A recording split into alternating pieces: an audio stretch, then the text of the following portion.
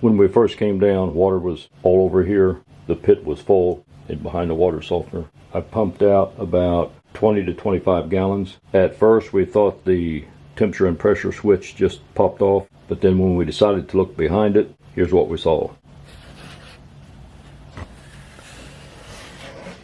Pretty healthy bulge right here.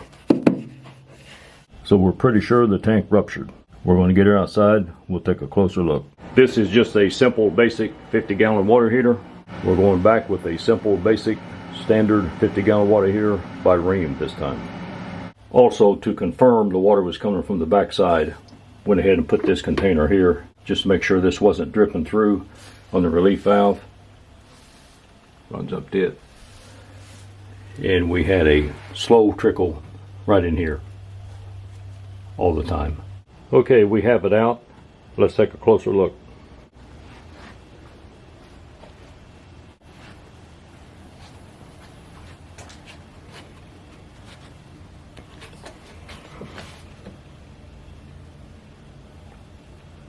Pretty good bulge, at least a couple of inches. Seam stays pretty tight down here. Starts to split right here. Of course, this is just the outer cover. So we'll get it outside, strip off its outside jacket. We'll see what the tank itself looks like. As you can see, this water heater looks fairly good. It is 9 years old, and in the last 6 years, it has had one upper thermostat replaced and one lower. Just do a walk around. The bulge is directly in the back.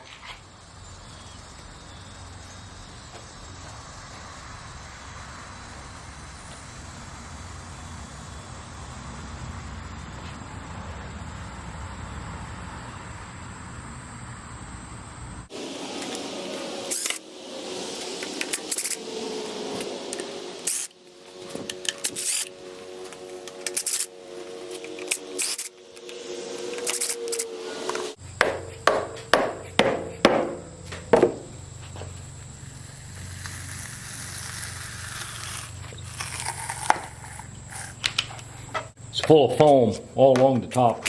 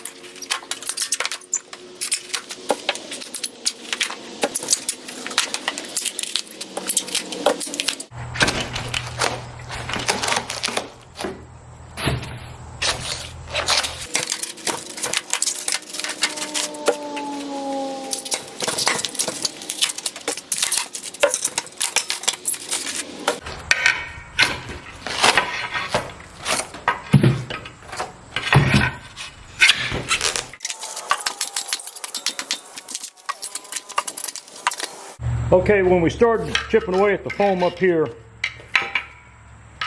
quite a bit of water land between the foam and the tank, and I believe this is the anode rod. It's extremely rusty, and it was probably had the wettest around it. This heat trap valve, I believe it was the hot. It had a lot more water, moisture, and rust around it than the cold did. Wires are going down to the thermostat. But we want to see if the tank is ruptured or not.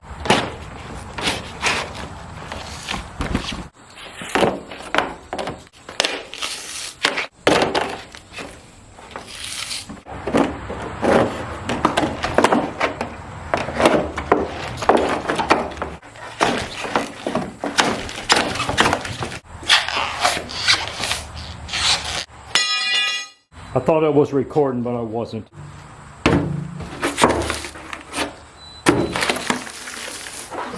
Okay, the bulge was right on the seam.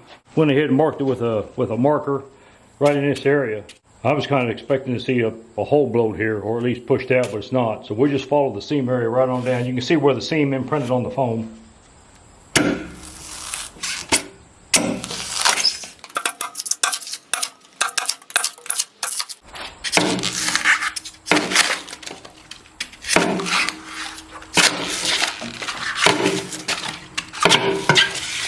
She's not ruptured in the seam. We've got massive rust in this area. The rust you see right here is just from the outer cover. To confirm that, we'll break off some of that foam.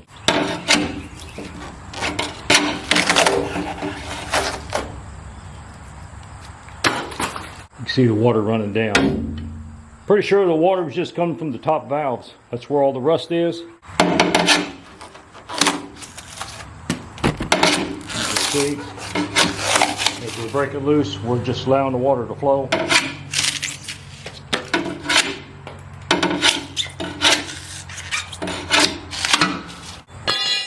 Right down this line here, that's where the seam was, and that's where the biggest bulge was.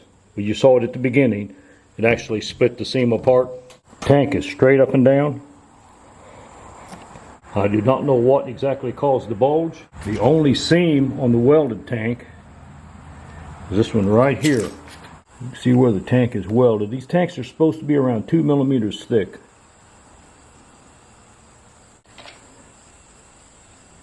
This one was wet. Around the anode rod was probably the wettest. And this one not as bad. This heat trap valve here was pretty wet. You can see where the water is being trapped by all the foam. But if you follow this seam, I think it does better without my flashlight. We follow this seam on down. The only rusty spot on the tank so far is right here. When I first saw it, I didn't have the top of it removed, but you can clearly see it's a seam. But when I first saw it, I thought it was a crack. Right where the rust is. These tanks are supposed to be glass lined. If you cut one open, be careful. You shouldn't be breathing any of that glass. Well, after the tank does not appear to be ruptured or cracked anywhere, we're going to assume the water was coming out of these valves. They're very rusty. I believe it's a hot one. It's a lot worse than the other one. And the anode was wet too. All around here in the foam where it had run down behind the foam. The water does migrate and it works its way down over the years between the tank and the foam insulation. Thanks for watching. If you have any questions, please don't hesitate to ask in the comment section. Have a good one.